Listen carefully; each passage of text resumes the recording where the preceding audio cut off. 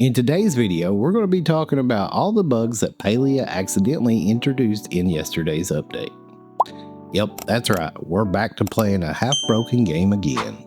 The good news though is Singularity 6 has already started rolling out hotfixes.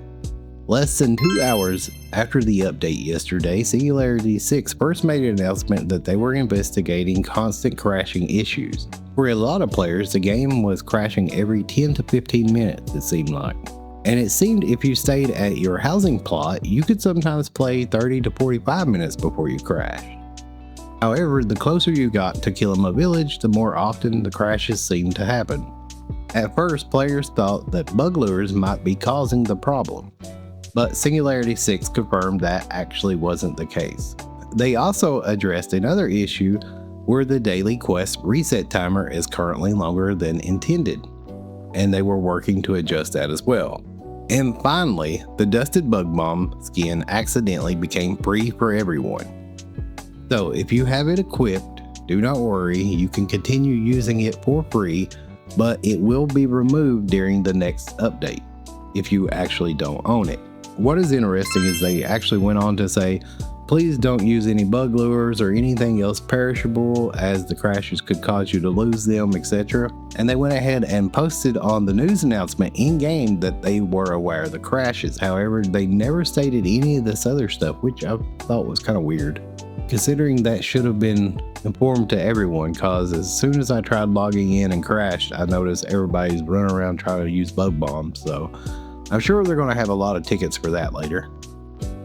Earlier today, they gave another update saying that they were still investigating the crashes. However, they discovered that the issue is much more widespread than they originally thought. And because of that, they will be releasing a temporary fix while they continue searching for the main issue.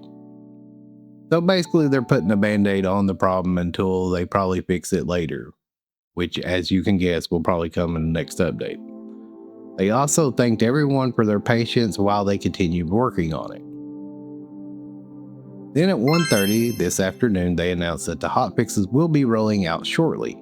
These hotfixes are designed to reduce the crashing, and there shouldn't be any server downtime. Instead, players may simply be moved to another server while the update rolls out. And again, this is only a temporary fix while they work on a permanent solution. They also stated that the side effect of a temporary fix is that your equipped tools may be invisible to other players. As a thank you for everyone's patience, Singularity 6 will also be sending out 3 honey lures to every player. Unfortunately, they didn't mention all the other issues that players are still dealing with, and there's quite a few actually. One of the first things that you'll probably notice is the lag in Kilima Village. Everywhere else seems fairly normal, but when running through Kilima Village, it's like watching a slideshow, or season 3 of One Punch. Another strange bug I've seen is players randomly turning into ghosts. Yeah, their character models disappear, leaving a white little stick figure in the world, which is kind of funny to be honest. There's also been reports that the Phoenix Fire Rift Rock is showing as equipable for some players who never purchased it. I have personally not seen this, so I can't confirm whether that's true or not. I wouldn't be surprised. Cooking is much worse than it was before. The chopping minigame seems a bit smoother, but when it comes to flipping the food, it's incredibly slow. At first, I thought this was a intentional change that they did, but since the cooking timers haven't changed, I don't think that's the case, it's just bugged. Now, during this update, PlayStation controllers were supposedly fixed. I will have to say it's 100% better than what it was before, but it still isn't perfect. Sometimes you'll try to equip an item and the input simply doesn't register. Thankfully, it's much more playable than it was previously, of course, besides crashes. Speaking of tools, selecting your mount though still seems like one of the biggest problems. For whatever reason, it's difficult to equip, and once you actually equip it, you can't stop it unless you dismount completely. One improvement that they did fix was the NPCs. Once you talk to them, they no longer freeze the game, or they don't yet. However, there has been reports, and I've experienced it myself, that some NPC chat bubbles just completely vanish. But you have to exit out, and once you exit out, you can talk to them again and it'll be there. I've also noticed that some of the rewards from the lunar path doesn't appear as soon as you claim them. I am not 100% sure if this is a visual bug or what. The reloading does seem to fix it. At this point, you might not even have to relog. You'll probably just crash and be forced back into the game anyway. Another thing I'm not for sure is intentional or not, but the pop-up vendors.